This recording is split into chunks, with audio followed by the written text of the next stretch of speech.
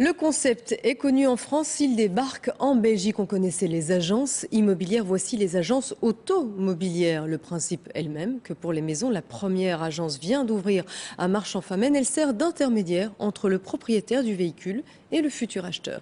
Céline Liégeois. Ceci n'est pas une agence immobilière. On pourrait pourtant s'y méprendre, mais dans la vitrine, ce sont bien des annonces pour des voitures d'occasion. Joseph Rémy souhaite vendre son véhicule. Après quelques explications, le gérant, consultant automobile, va commencer par tester sa voiture. Quand on a vraiment un doute, eh bien on prend contact avec un concessionnaire de la région ou une connaissance et on va mettre la voiture sur le pont chez lui. Pourquoi? Parce qu'on a toujours un complément d'information intéressant. Un bilan du véhicule est réalisé et les documents sont vérifiés. Ce marchois a longtemps travaillé dans des concessions. Il n'est pas marchand, ici pas d'atelier ni de voiture sur le parking. Son travail, vendre la voiture d'un particulier à un autre particulier. Pour le vendeur, c'est peut-être l'occasion d'obtenir un meilleur prix que celui proposé par un concessionnaire. Par habitude, le prix qui est proposé sur le parking d'un spécialiste de l'occasion est au-dessus de la valeur du prix particulier à particulier. Et par habitude, on sait bien aussi que le prix auquel les garagistes reprennent les voitures est en dessous de cette cote particulier à particulier. À travers une structure qui est souple et qui est abordable, pas trop de personnel, pas de service technique, pas de surface de vente, je prends une marge qui est très, très petite sur la voiture. Je pense que c'est un avantage par rapport au métier des garagistes qui, eux, doivent supporter toute une série de frais, qui doivent supporter parfois des garanties plus larges. Pour la Fédération des professionnels, l'acheteur doit être conscient qu'il s'agit d'une vente entre particuliers. La garantie n'est donc pas obligatoire, même si une assurance peut être souscrite. C'est une police d'assurance tout simplement qui va couvrir les pannes mécaniques. Ce n'est pas non plus une assurance omnium, on va tout réparer pendant un an. Donc attention, bien lire le contrat d'assurance, mais certaines pannes mécaniques seront effectivement couvertes pendant le laps de temps de la police d'assurance. L'assurance garantie est facultative, elle représentera environ 5% du prix de vente, tout comme la commission prélevée par l'intermédiaire si la voiture est vendue. Pour l'instant, un accord a été trouvé sur un prix de vente plus élevé que la reprise proposée par le concessionnaire.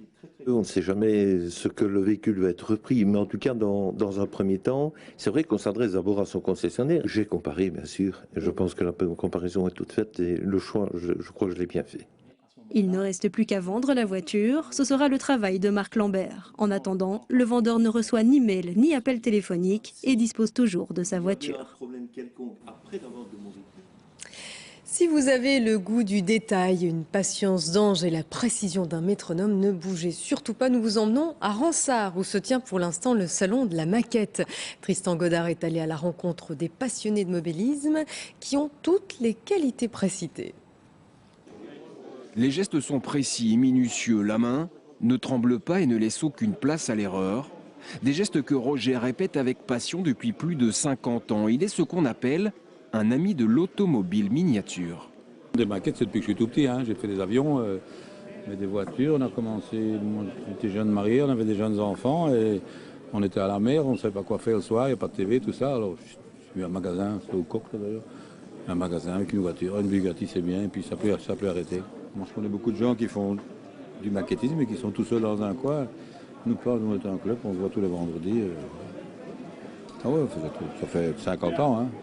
Et des amis, Roger en a beaucoup aujourd'hui. Un salon de miniature, grandeur nature, voilà qui n'est pas banal mais qui attire beaucoup de monde, simple amateur d'histoire ou professionnel du secteur. On est venu l'année passée juste pour voir et on a décidé d'avoir un stand d'exposition cette année. On y dévoile certaines de nos pièces en 2 dimensions et on participe aussi au concours de maquettes. On est sorti depuis quelques années du régional et on est devenu vraiment international parce qu'il y a des Polonais, il y a des Italiens, il y a des Tchèques, des Néerlandais, des Allemands. Un peu d'international, beaucoup de patience, de documentation et de précision, voilà les qualités d'un bon maquettiste. Comptez d'ailleurs une dizaine d'heures pour cette moto, plusieurs mois pour ce grand bateau. Un travail de fourmi qui a un prix. Coûter cher, au départ oui, parce qu'il faut acheter toutes les peintures. C'est les peintures à l'huile, des tubes, donc là, il y en a certains qui coûtent cher. On tourne autour de quel prix vous disiez, selon les modèles, selon les types de maquettes? Je vais dire entre 20 et 50 euros. Les gros avions peut-être un peu plus chers, mais ça dépend, ce sont vraiment des modèles exceptionnels, mais c'est plus de 2 mois, là, c'est 1 an qu'on met. Une passion qui évolue au fil des ans, car si l'automobile et les véhicules de guerre ont toujours la cote, l'univers médiéval et fantastique est désormais apprécié et recherchés. Des maquettes à admirer jusqu'à demain soir. Il y a les passionnés de modélisme et ceux qui préfèrent les haïkus. Un symposium était organisé à Bruxelles autour de ces poèmes japonais dont raffole Herman Van Rompuy. Le président du Conseil de l'Europe était d'ailleurs présent. Il a déclaré qu'il espérait devenir l'ambassadeur des haïkus quand il prendra sa retraite. Herman Van Rompuy a déjà publié un recueil de haïkus en 2010, un livre qui se termine par son haïku préféré. Un vieux chien fidèle, lent, côtoyant son vieux maître, vieillir ensemble. Voilà, je vous laisse méditer sur cette phrase pleine de sérénité. En football, le Standard donnait le coup d'envoi de la 23e journée de championnat en se déplaçant à Lokeren avec 7 points d'avance sur Anderlecht, Bruges et Zulte. Les Liégeois se sont imposés 0-1, un peu malgré eux. Thibaut Rinchon. Avec son avance au classement, le Standard se déplace sereinement à Lokeren. La confiance est liégeoise, les premières occasions aussi. Et hier, les Rouges ne mettent pas bien longtemps à forger leur 16e succès de la saison. Arsène Agic effleure de la tête, Pursuns marque contre son camp. 10 minutes de jeu et le Standard confirme son état de forme. Ça fait déjà une période qu'on prépare dans l'équipe qu'il faut rentrer toujours très costaud, qu'il faut rentrer toujours très sérieux dans n'importe quel match parce que tous les points qu'on prend maintenant, ça va nous faire la différence. Initiative, possession, occasion, tout est liégeois. La bande alouzonne domine largement ce premier acte mais ne parvient pas à se mettre à l'abri. Le Standard laisse de plus en plus de liberté aux Waslandiens. Après le 0-1, on a bien gérer le match. Maintenant, après, on aurait peut-être dû mettre le deuxième pour enterrer les espoirs de Lokeren. On n'a pas su le faire, mais derrière, il y a une gestion collective de l'équipe qui a été impeccable ce soir. Et voilà. Malgré le recul liégeois, Lokeren ne concrétise pas non plus ses opportunités de Pau. Arbaoui, Overmeer, les tentatives ne manquent pas, les Rouges plient, mais le bloc défensif liégeois ne rompt pas. Voilà donc 10 points d'avance pour le Standard sur ses plus proches poursuivants. Dans le vestiaire, on commence à parler du titre? Non, on parle du top 3. Pas du titre? Non, du top 3. Il y a quelque chose à chercher, les joueurs même, ils sont qu'ils peuvent le faire. Mais vous parlez du titre dans le vestiaire? Ouais, on parle de beaucoup de choses, mais le titre c'est encore loin parce qu'avec le système de compétition, il faut s'arracher pour prendre des points. Le titre évoqué du bout des lèvres, mais le Standard est bel et bien le candidat numéro 1.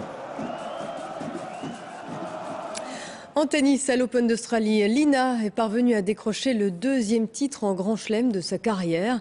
La Chinoise a surmonté sa nervosité et s'est imposée en 2-7, 7-6, 6-0 face à la Slovaque Dominika Sibulkova.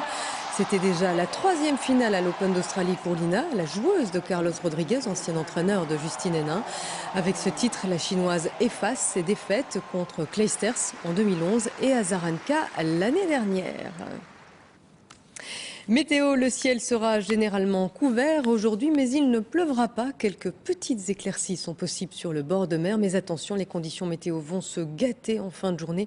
Il pourrait même neiger cette nuit et les températures cet après-midi seront comprises entre 1 et 7 degrés. Voilà, c'est la fin de cette édition du journal. Bon appétit si vous passez à table et à tout à l'heure à 19h30.